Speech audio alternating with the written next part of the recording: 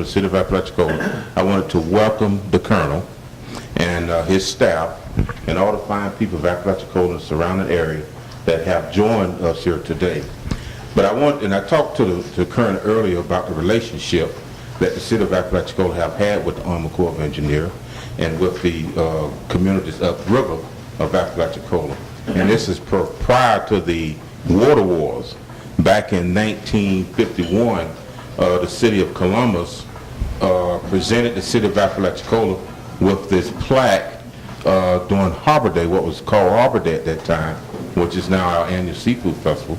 But it's in recognition of the relationship that we had with Columbus, Georgia, and the Army Corps of Engineers, and it's a relationship that we want to continue. Even though we're in the midst of these water wars, we have established a good relationship. I want to add that this plaque is dated 1951, and I'm going to ask the mayor to pass it around the table and let everybody take a look at it if they want to. Colonel and your staff, what we do around the city of Apalachicola area is we work with a lot of partners. And what you're seeing around this table is a lot of partners that have come together. We work together very well to get things accomplished. You have representatives here from the County Commission, the City Commission, the County TDC, the Chamber of Commerce. We have some representatives from the SMART group, the Seafood Management Assistance Resource and Recovery Team, and then as well as some others that are around the table that I'm going to introduce to you. And what the city did a while back is we made these coins and passed them out to our partners. So you now become an official partner with the city. And I'm also going to give one to Billy for the Columbus Phoenix City area. So you now can be one of our official partners that we give out to our other organizations here in Apalachicola. Debbie Reynolds, the actress Debbie Reynolds, very popular in the 50s and 60s and still performing today. And her son, Todd Fisher, found the Maritime Museum through a volunteer at the Maritime Museum, Ken Klein. They found it because they knew they could not support that vessel any longer and were looking for a good home. And our reputation had reached all the way out to the West Coast, and so it came into our possession in May of last year, and like a storm cloud on the horizon, we didn't really know what we were in for, but over the last 21 months we've invested nearly 60,000 man-hours and around $1,500,000 in this renovation effort, so that when she gets here, she'll be all fitted out with new steel plating, the first two watertight bulkheads reinforced, doubled the thickness of the plating there, added a stern thruster, all new engine systems, rebuild of all the cabins, opulent accommodations. She will make her inaugural visit up to Columbus, Georgia. As soon as the water conditions permit, we sail to the weather window on the river. And along that route, again, Katie and Augusta and our education efforts will travel before she arrives to establish connections and to arrange for landings at all the traditional riverboat landings that were in use that are still available and still accessible, and seek to bring out local historians and enthusiasts and to help bring back a time in history which is largely just read about and romanticized, where in the 1840s and 50s there were literally hundreds of ocean-going trade vessels visiting our shores, and as many as 11, 12, 14 paddle wheel boats making the run between the sister cities, Columbus and Apalachicola. And we're just honored to be able to do this and have the stars align that Debbie Reynolds and her family was so generous in terms of what they did for Apalachicola and for the Maritime Museum and for all the residents up and down the shore. And these are changing times, and the future is somewhat what we make it. It's also a function of just good fortune, and I think with all the people here tonight, we look forward to having all of you on this paddle wheel boat at some point to experience a trip back in time and at the same time a trip into the future on this mighty river, and all of the heritage and history and harmony and relationships that it brings forth. I follow the footsteps of many good people who started Tri Rivers when the river originally backed up in 1960. It originated in Dothan and in Houston, Henry County, in that area aspect of it. But it had members from all up from Apalachicola all the way up to Columbus. And with the thing, primarily it's concerned with economic development and the navigable channel. And various failures, successes and failures along the way, of course, the challenges aspect of it. But we have stakeholders in the organization. We try to work with our companies and counties and cities and corporations that are along the river, and their needs for flow, their needs for depth aspect of it, and we coordinate and try to work relationships with the Corps of Engineers, with the U.S. Coast Guard, with Congress, with state governments, all the 3 state governments, and do this. And basically, when they brought me on, they wanted me to facilitate. To facilitate and try to bring people together, and to see if we could start working and find out what the river can give us, and keep the principle of the river together and have that interest serve as an economic development too, and try to get and I think that's probably the best way we can define that. Very economic development program we need for the river to help raise the tide of the living of people along the river, as well as keeping the river viable and sound and in every possible way. I guess one of our concerns is getting a steady flow of water. I think sometimes we get, a lot of rainfall and we get a lot of fresh water coming down the river, and then when things are a little bit tight, it seems like we're not getting enough. I know as a kid, I spent much of my childhood up the river, and I can't ever remember the river not flowing south, because we used to squirrel hunt and paddle down the river, and you could never turn the boat around and paddle up river. But I've seen it quite a few times now where it's just almost at a standstill. And I'm sure that's having a big effect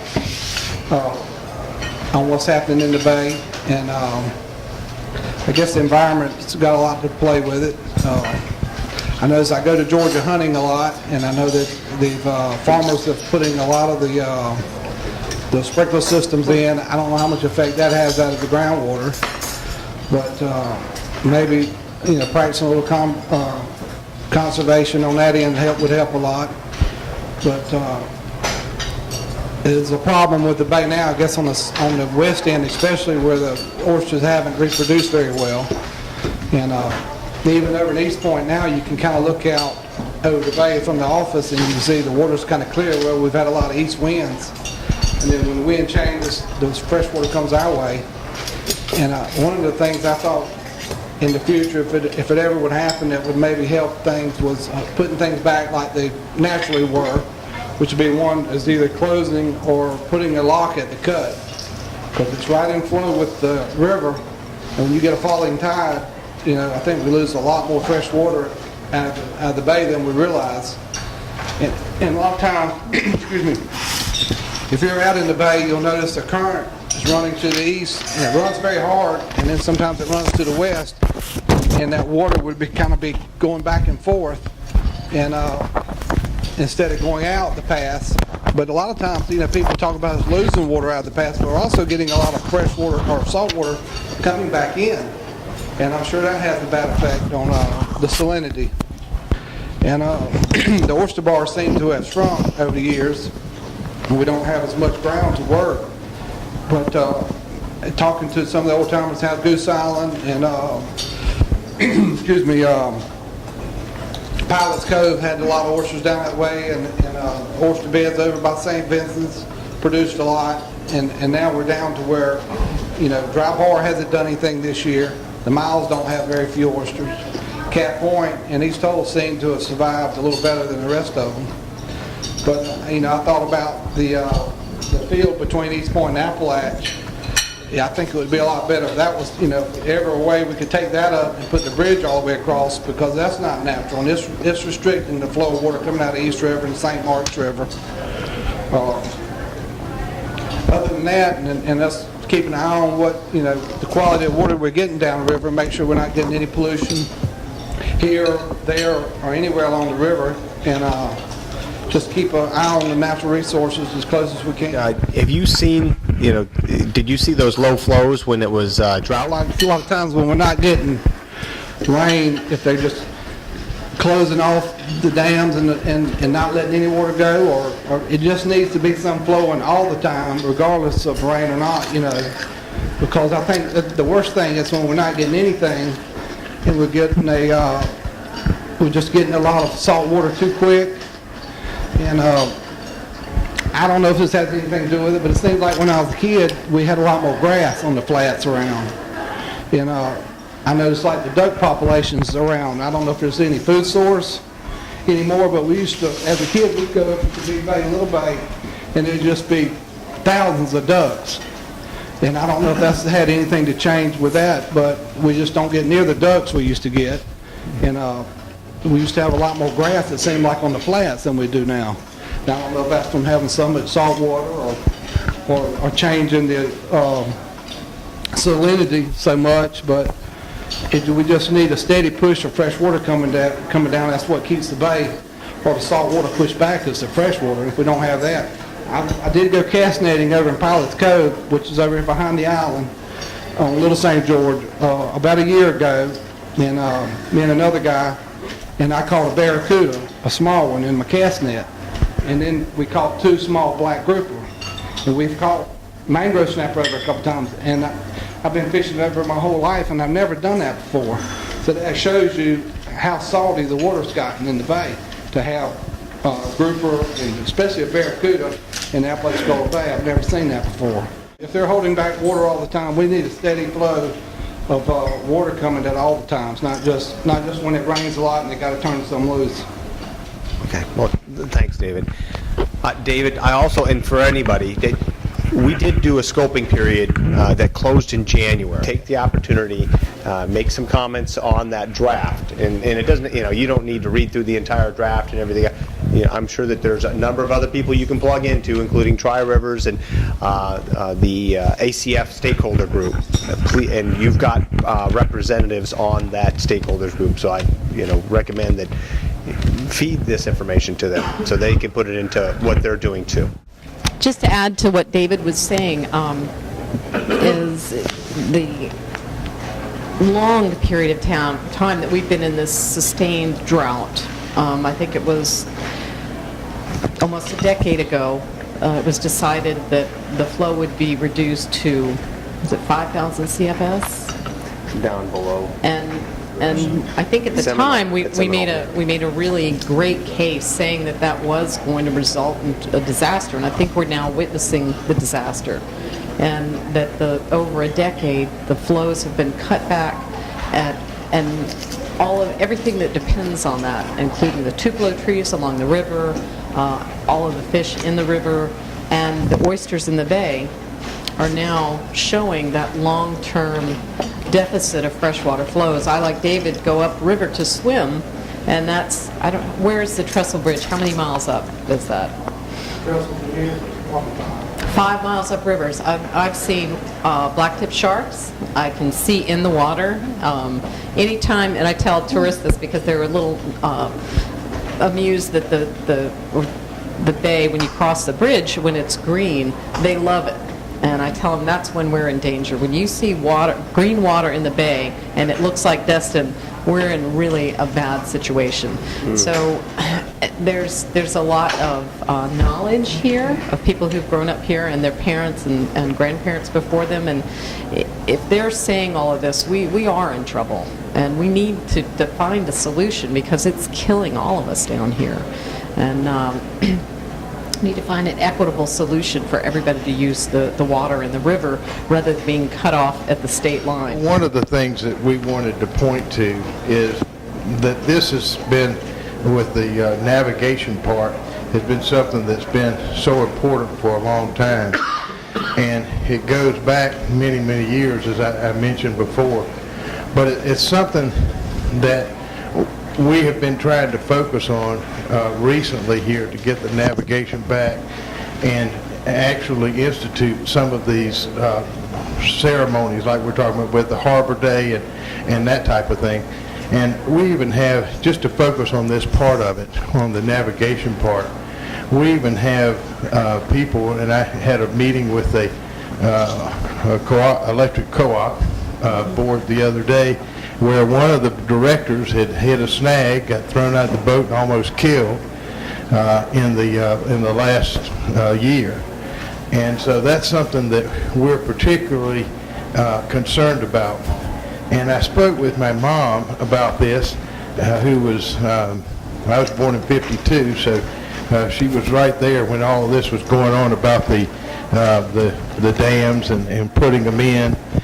And she said that there was a guarantee made by none other than the Army Corps of Engineers whenever this was done, that they were going to be, because everybody in Apalachicola downriver were concerned about this, but there was a guarantee as a part of this placement of the dams and the reservoirs that there was going to be maintained the navigable channel for the Apalachicola, down to the Apalachicola, 9 feet deep, 100 feet wide, and that was the part of the promise that was counted on, because all the rest of it, of course, maintaining or generating power and flood control, all sent the water down here.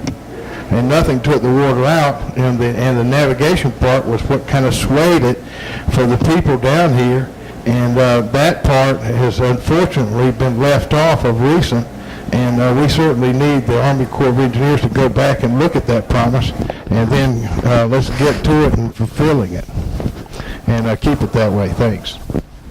Thanks, Pat. And we'd like to thank you for assisting us in getting the authorization to go ahead and do the snagging that is required. And we greatly recognize the safety implications of that.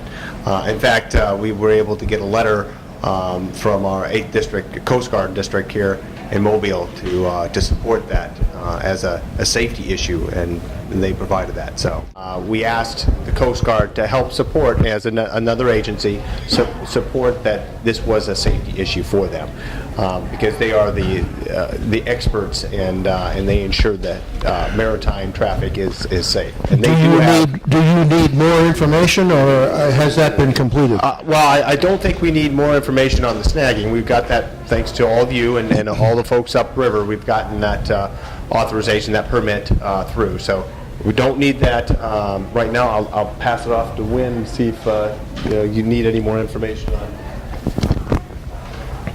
actual instances.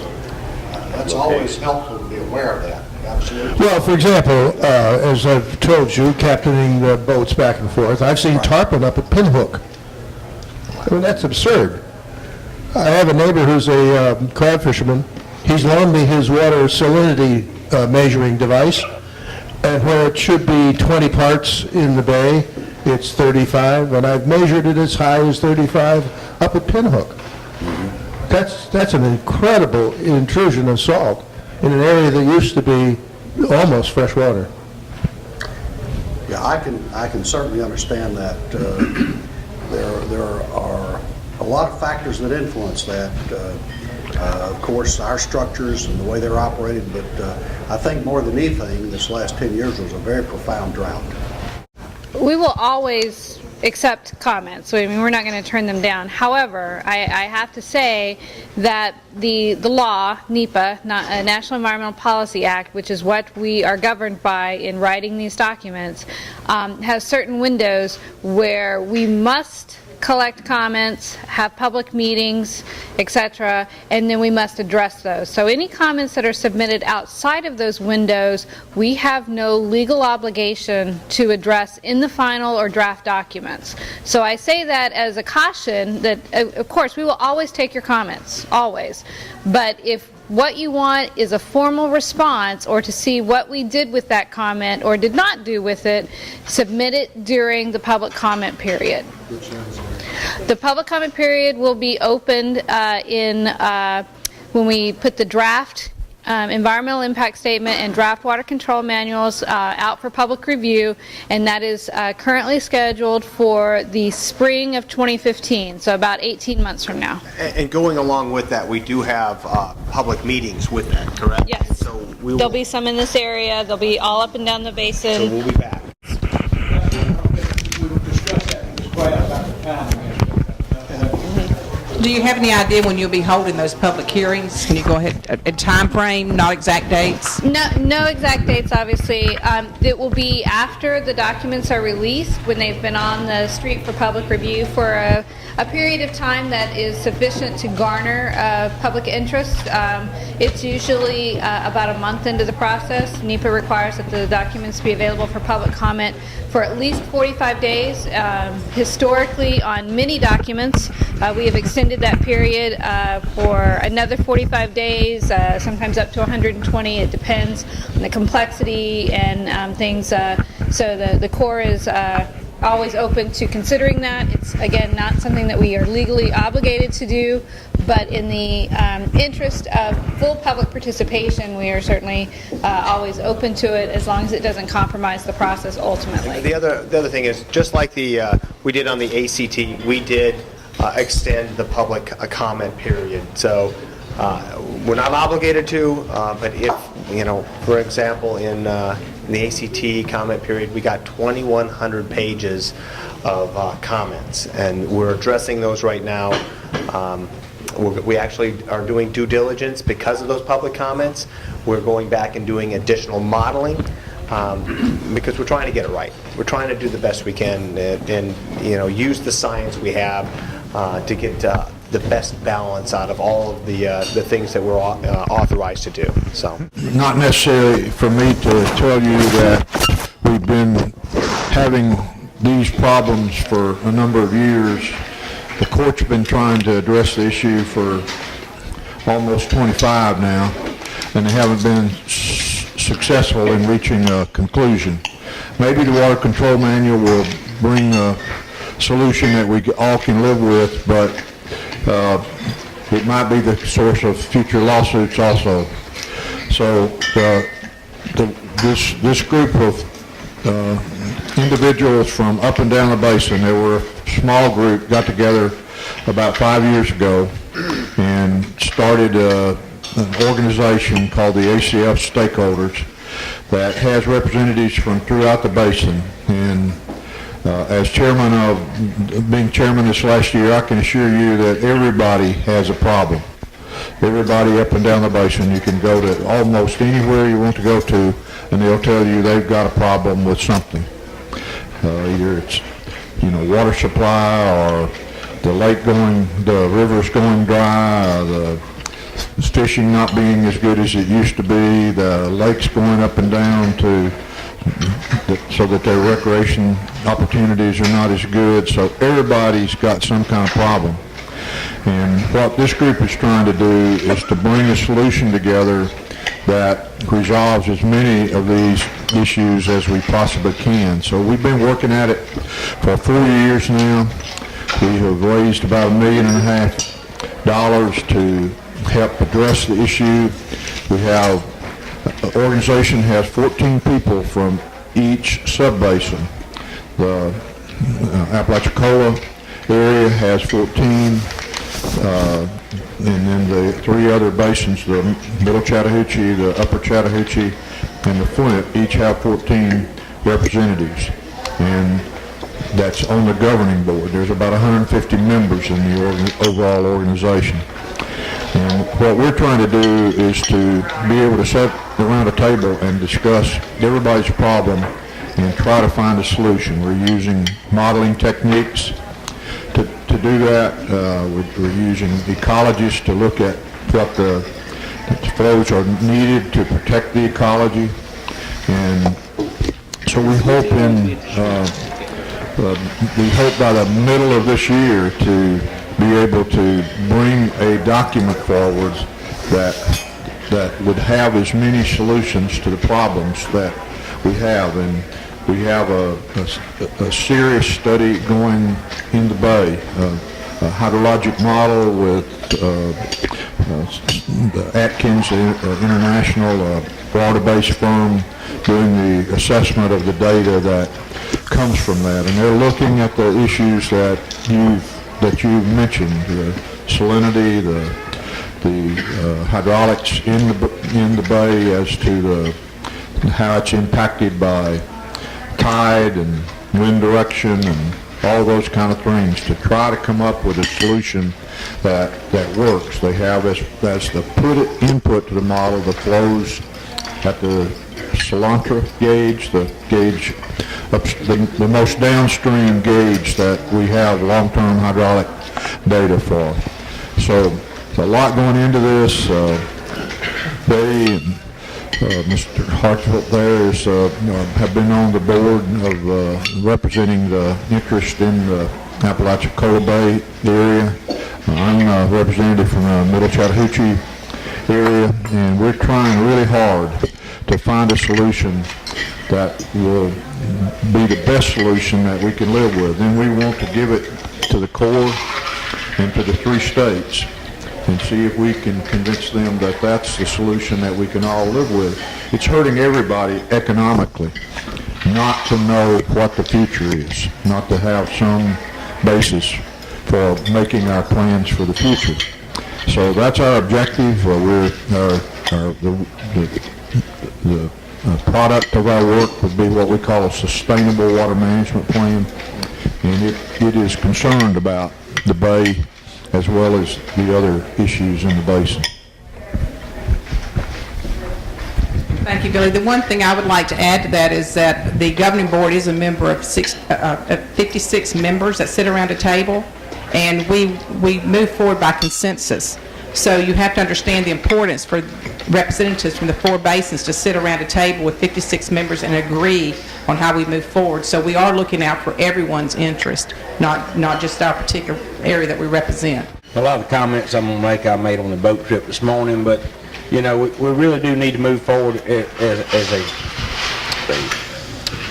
meaningful use here for everybody up and down the Apalachicola, Chattahoochee, and Flint River system, and understand the need that everybody has needs, as previously been stated. We all know that, you know, everybody needs drinking water, everybody's got to have electricity, but we also understand that, you know, as I've been involved in this for the last 15 years, that Apalachicola Bay is not an authorized use of the river system.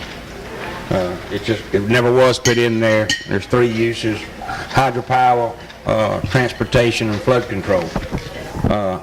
So basically there's 3 authorized uses there, and the one that we're going to look at trying to get back in the good graces of the Corps is using the navigational windows 4 times a year. If they raise the river up to allow for navigational traffic, guess what benefits from the additional flows? Apalachicola Bay, along with the 2 flow trees that Betty previously mentioned. There's a host of things that benefit from that, and one of the special times is in the springtime when your flowers bloom. If the riverbank is flooded, the nutrients flow down to the bay, which feeds our estuary. It also allows your fish to get up in the creeks up the river and do their spawning. So it allows the fish to hit their habitat, the potential high point places that they want to go and spawn. So there's a number of benefits from that river coming up in March, end of February and 1st of March. It's also one of the biggest spat sets we have here in Apalachicola Bay. And that river coming up and bringing the nutrients not only feeds the estuary, but it helps to distribute that spat across the bay from east to west with the winds and the tides to allow the spat set to catch on the substrate in the bay, which helps to bring the oysters back. And as we all know, the bay's in bad shape. So it's very detrimental right now that we get those flows. But, you know, as Mr. Barber previously stated, we need flows all the time, and we do. But there are a couple critical times that we really need the flows. That is in the February, 1st of March, and again in June and July, which is when you have the most spat in the bay. So those are the 2 critical times that we need the flows to the bay. And the one in the spring is the same time your flowers bloom, is the same time your fish spawn. So raising the river there and bringing down the nutrients to the bay is one issue, but also allowing the fishery to reach their habitat, their spawning habitat, so that you have more fish throughout the river system. So there's a lot of benefits of doing that. And I think that's one thing that we can do when we get to these navigational windows, if we make it that far, is having 2 of those navigational windows at those peak times that benefit our estuary and our bay and our river system. And the other 2 we can supplement as they see fit. But the 2 critical times we really need that water down here to help bring our bay back. And right now we're looking at putting more substrate in the bay so there's something there for the spat to set to and catch to. So all these things are going to work together. We're looking at a lot of BP funding to try to get the substrate into the bay. But if we can put all the substrate or shells, whatever you want to say, in the bay, but if we don't get the river flows here to augment that, then you can fill the bay up till you can walk from here to the island with oyster shell and substrate. It's not going to do any good if we don't get the flow and the nutrients to this bay and have all these things work together to try to bring this bay back to what it once was and maintain our culture and our history and our heritage and our way of life here in Franklin County. So I look forward to working with the Corps and with the different groups, the Tri-Rivers groups and all the rest, to try to come up with a solution that best benefits everybody up and down the river system. Like I said earlier, everybody has needs, everybody has wants, and I think we can find that. It's just a matter of sitting around the table as we're doing here today, having people here to listen to our concerns and understand why we're wanting this or why we're wanting that, and the ecological benefits of all of that. Excuse me, along with the economic benefits of all that. George bringing this boat in and trying to reestablish the passenger traffic up and down the river, that's an economical boost for Apalachicola and all points up and down the river. And we need that, as I previously stated on the boat trip earlier. There's no shopping malls here, there's no Walmarts, there's no Target, there's no 10-story condos, and there never will be as far as I'm concerned. But we've sat here for 200 years to protect this environment, to keep it pristine, and in doing all that, we've kind of put all of our eggs in one basket, which is our seafood industry, which is protecting the environment. And it just makes it tough to sit here and swallow and say, when no flows down the river, it's going to kill everything that we've worked so hard to protect. And this is a biosphere that was designated not by the state of Florida or not by the United States government. We received that designation from the UN, which is the world government. They understand the productivity of this place. They understand what it means, the pristine environment that we've all worked hard to protect. And there's very few places like this in the world. And that's the reason we received that designation from the United Nations and not from our local governments or anywhere else. So they understand it. And I would like for the federal agencies that govern our waterways with National Fish and Wildlife right on down to the Corps and other places to really understand that we have a gem here. We've worked hard as local people, as local government, as municipal government. We've all worked together to protect that. And what we need now is to work together to maintain that, not only for the people of Franklin County, not only for the people of the state of Florida and for the United States, but people all over the world can come here, see what we have here, see how it functions, and take that back to other countries in the world and use the same model to do some of the same things in some of these other countries around the world. And I'll stop with that and pass it to the next person. But I think we can achieve our goals just by working together and having a clear understanding of where we're all at and what we need to do to get there. Unfortunately, a lot of things that go wrong with river systems is how people populate certain areas. And I know for a fact that the Atlanta population has grown tremendously in the last 50 years. And whenever you have businesses and factories that move in on river systems, they're going to use a lot of water, and it's going to affect everything that's downstream from the water.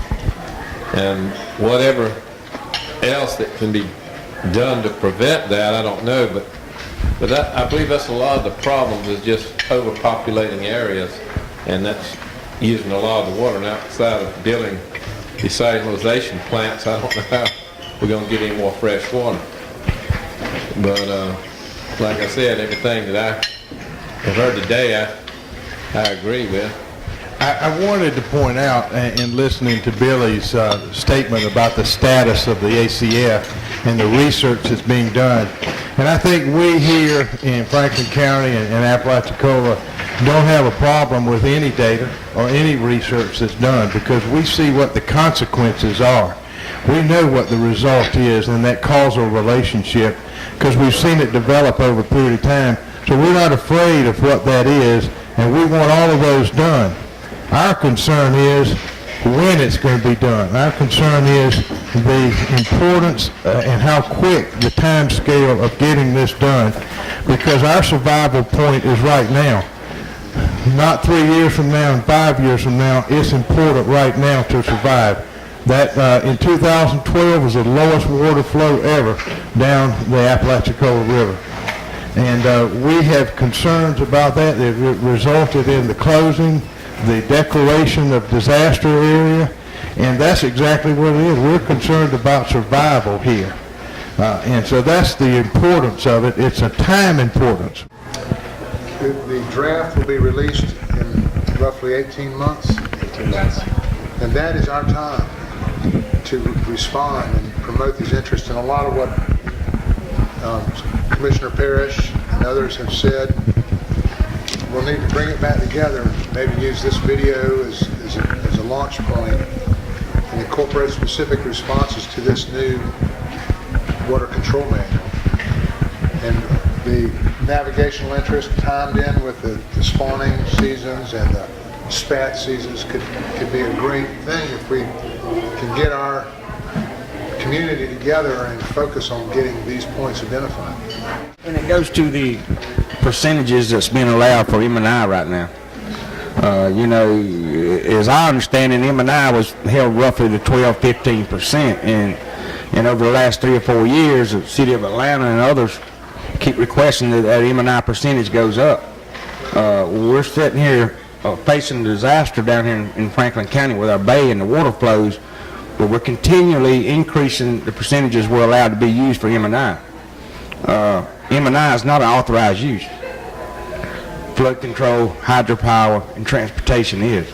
So my question to the Colonel is where do you see this M&I percentages stopping at? Because every 3 years, 4 years, they're requesting additional percentages of the resource that can be used for M&I.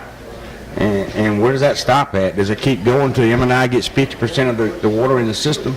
Or does it stay where it's at? And exactly where is that going We to? are not going to take up water supply allocation, reallocation of any type on either the ACT or the ACF until the water control manuals are done. So the M&I that's out there now, that's in the current water control manual, will maintain until those documents are completed and we have a record of decision that's signed. And at that point, the state of Georgia has said that they will make their request for a reallocation, and we will look at it then. But at this point, we're not looking at it.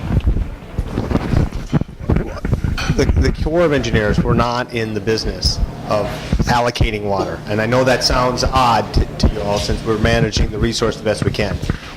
We don't do that. That's something that, either Congress, the governors have to come together and choose an acceptable level of water allocation. But we're just managing the system according to the law. And you said it, Commissioner, we're restricted. And we're restricted for a good reason. There are certain things that are in the law, and the law is what we're going to follow. Now, we're going to also follow science. So whatever provided to us, we're going to look at and we're going to address through that NEPA update. So that's an easy answer. There's no dredging at this point. We're kind of taking baby steps back toward navigation. First and foremost, hopefully to provide a seasonal navigation period through snagging and shallower draft operations to try to make the natural channel as safe as possible. And then I think we'll work cooperatively with all the interests to try to look at the restoration of navigation. I tell people frequently there are two things that you really need to have an operable channel. And number one, you've got to have a channel which requires dredging. Dredging requires dollars, a congressional appropriation. That's problematic because this is a low-use waterway. There's less than 1 billion ton miles. A ton mile is defined as the distance a commodity is moved on the waterway times its weight or tonnage. And so you could move a commodity, for example, 1 billion tons on a 1 mile project would meet that 1 billion ton mile threshold. Or a 1 ton could move 1 billion miles, you'd meet that. Most projects are somewhere in between. But this is one of 2 low-use projects, the Alabama River being the other, and part of the ACT, we refer to it as from a water control standpoint. So somehow we've got to generate the congressional support for funding, and then you've got to have the water to put in that channel. And so those 2 things, particularly in droughts, are problematic.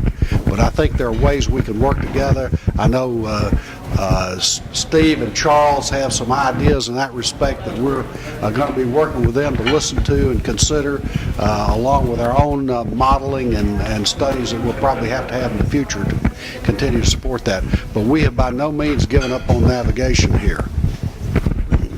Briefly go over the schedule of snag removal on this. We're planning on, we're in the process, hopefully we'll award a contract next week for some special equipment. We're using a hydraulic shear mounted on a long arm excavator. You're describing the snagging now. The snagging, right? that's correct. Okay. So we'll award that contract hopefully next week for that equipment. And then I think, Bill, the plans to begin work in January. We'll use at the end of January, during a higher water period, using our own floating plant, the motor vessel General Irwin, and our deck barges and those sorts of equipment to reduce the snags, not necessarily pull them, but reduce them below the navigable channel. The draft we would normally expect to see for commercial navigation. And then we will also, in some cases, they'll have to be removed, but we'll try to place those in an environmentally beneficial area. So I would anticipate we'd probably work, 2 months, possibly 3, depending on how long the money lasts. 1st of March. Yeah, that's right. We've got an environmental window that we've got to consider. So that's the spawning period of the sturgeon is one of the factors that drives our consideration. So we'll have a couple of months there that we can hopefully get some good work. And we won't be able to get all the snags then. It'll be kind of a triage operation where we try to take the worst and most dangerous situations and then come back, if funds available in succeeding years, to try to continue to address this problem over time. And how are we identifying those worst snags?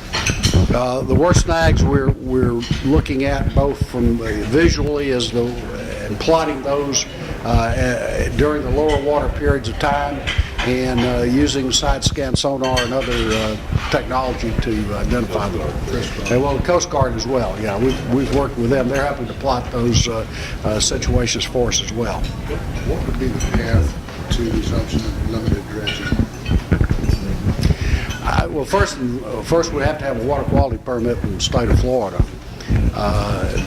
That would be one issue. One of the big challenges associated with that water quality permit is what do you do with the dredge material?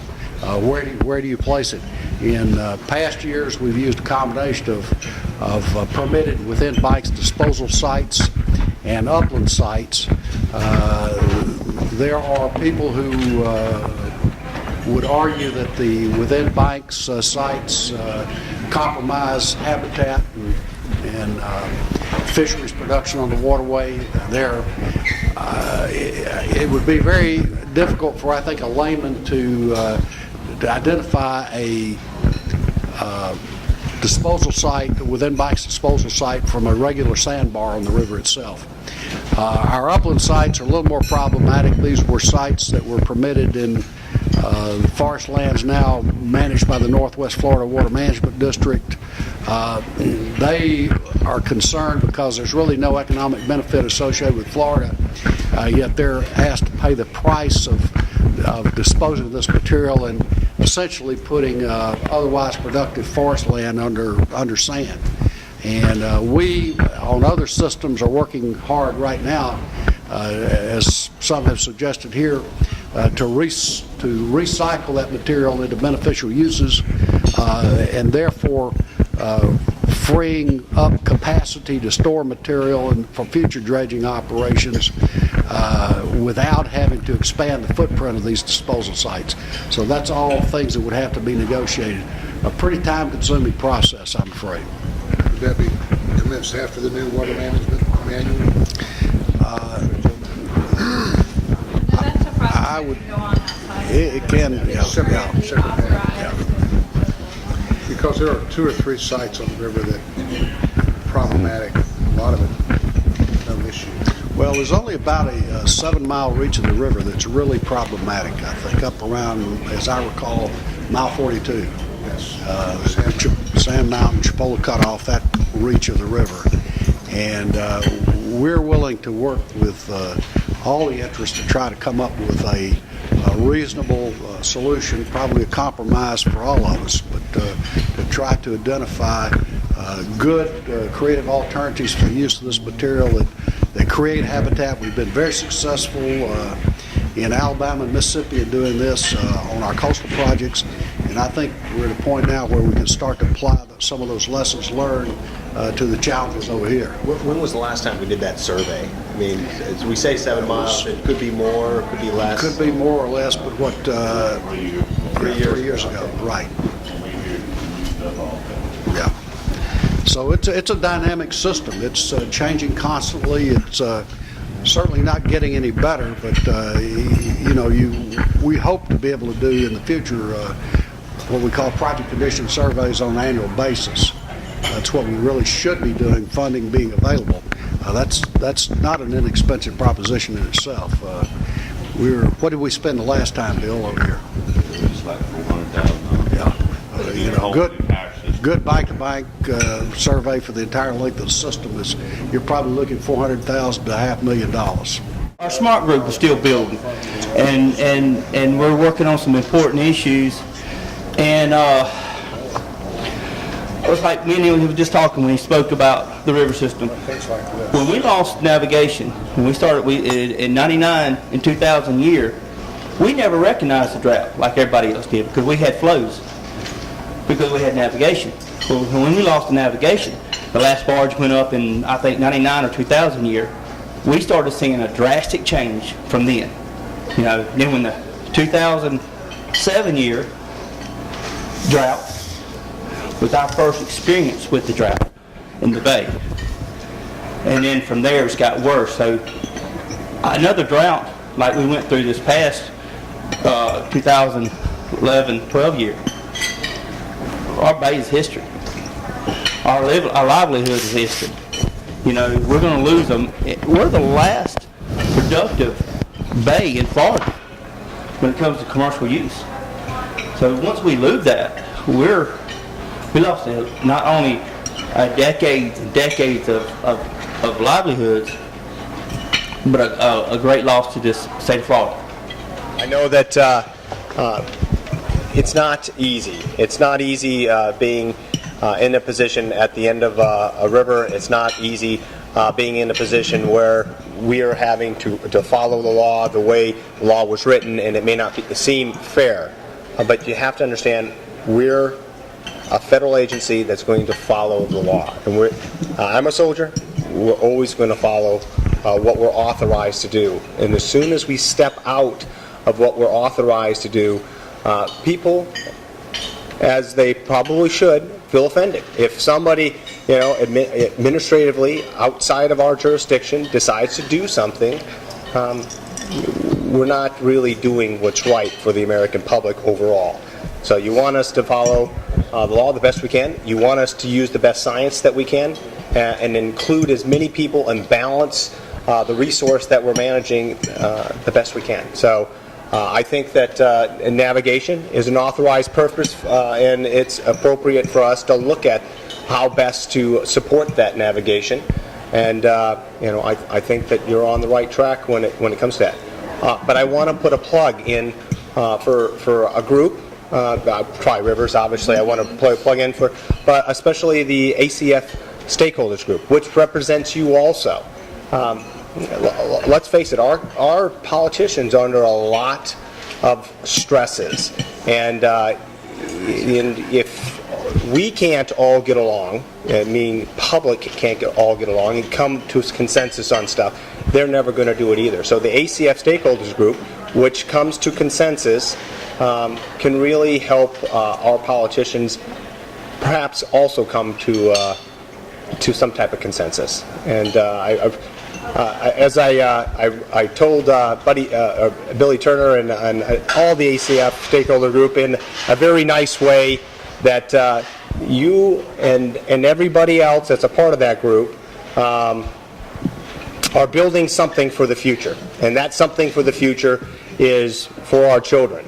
And I don't know if my daughter and my sons are going to be Floridian, or if they're going to be Georgian, or if they're going to be Alabama. But I would like to think that we, as adults, will have figured this out for them so they don't have the same issue. So with that, again, thank you for your hospitality, and I look forward to further discussions, and look forward to maybe coming here and visiting on a more recreational aspect.